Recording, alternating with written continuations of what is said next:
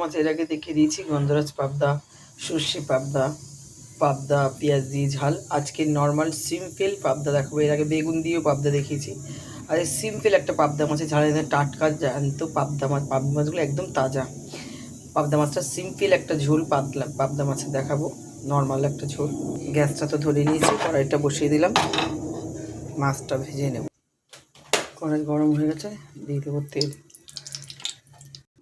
নিয়ে নিয়েছি পাবদা মাছটা দেবো কড়াইতে। তেল গরম হয়ে গেছে, দিয়ে দিচ্ছি পাবদা প্রচুর ফুটে, যার জন্য আগে নুন হলুদ মাখা আছে। নুন হলুদ আর কাঁচা তেল, আপনারা অবশ্যই কাঁচা তেল আর নুন হলুদ মেখে রাখবেন। একটা করে দিয়ে ঢাকা দিয়ে করতে হবে। তিনটে করে ভেজে মাছটা একটু উল্টে দেবো।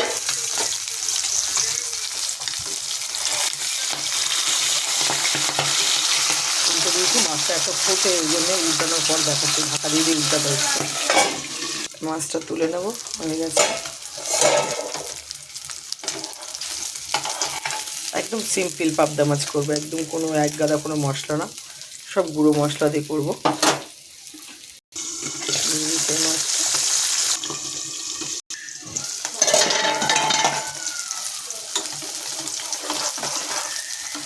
মাছগুলো উল্টে দেবো, মাছগুলো একটু কড়াই ভাজবো আর ঢাকা দেবো। পাবদা মাছটা রান্না করে দিলাম। নিয়ে নিয়েছি কালো জিরা, 3টে শুকনো লঙ্কা। আর এখানে বললাম খুব সিম্পল হবে এটা, একটু লঙ্কার গুঁড়ো, একটু হলুদের গুঁড়ো, ধনের গুঁড়ো, একটু জিরের গুঁড়ো, কাঁচা লঙ্কা করছি, আর এখানে আছে নুন পরিমাণ মতো। এবার আমি মাছটাকে তুলে নেব। মাছটা ভাজা হয়ে গেছে, মাছটা ভাজা সম্পূর্ণ। এবার আমি আর তেল দেবো না, এই তেলটার মধ্যে দিয়ে দেবো কালো জিরে, শুকনো লঙ্কা, একটু ভালো করে ভাজা হবে।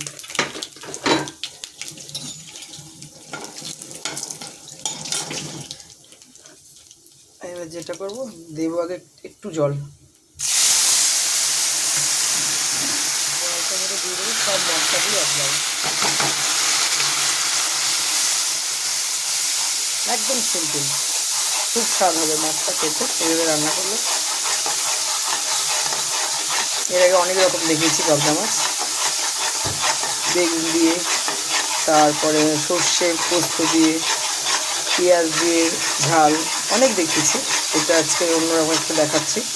এখানে কোনো আলু টালু কিচ্ছু চলবে না।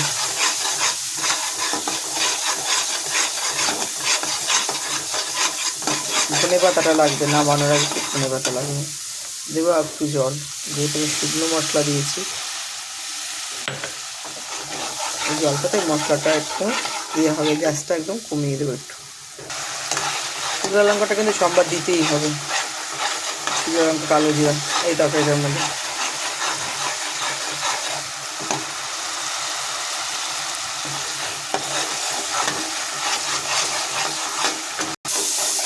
এবার দিয়ে দেবো এটাতে জল। এটা একটু মানে ঝোলটা বেশি ঘন হবে না, একটু পাতলা হবে। আগে বলেছি এটা সিম্পল একটা ঝোল। এবার আমি ঢাকা দিয়ে দেবো, ঢাকাটা খুলে নেব, মাছটা দিয়ে দেবো।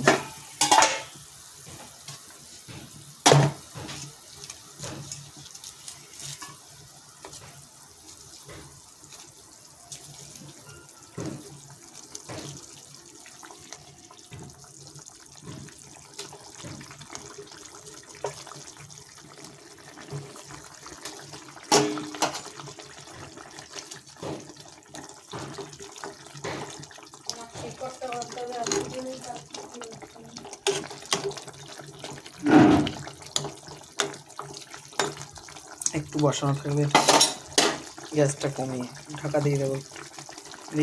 ধনে পাতাটা দিয়ে দেবো, একটু ঢাকা দিয়ে দেবো, গ্যাসটা একদম কমিয়ে।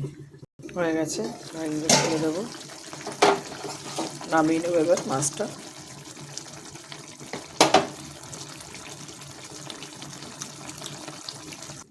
নামিয়ে নেবো, গ্যাসটা অফ করে দিলাম।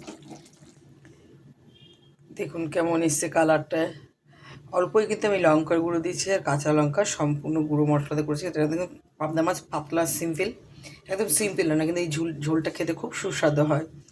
আপনারা যদি এইভাবে রান্না করবেন ভালো লাগবে খেতে। ভিডিওটি ভালো লাগলে লাইক করবেন, কমেন্ট করবেন, শেয়ার করবেন। আর অবশ্যই পাবদা মাছ এইভাবে বানিয়ে খাবেন, খুব ভালো লাগবে গরম গরম ভাতের সঙ্গে।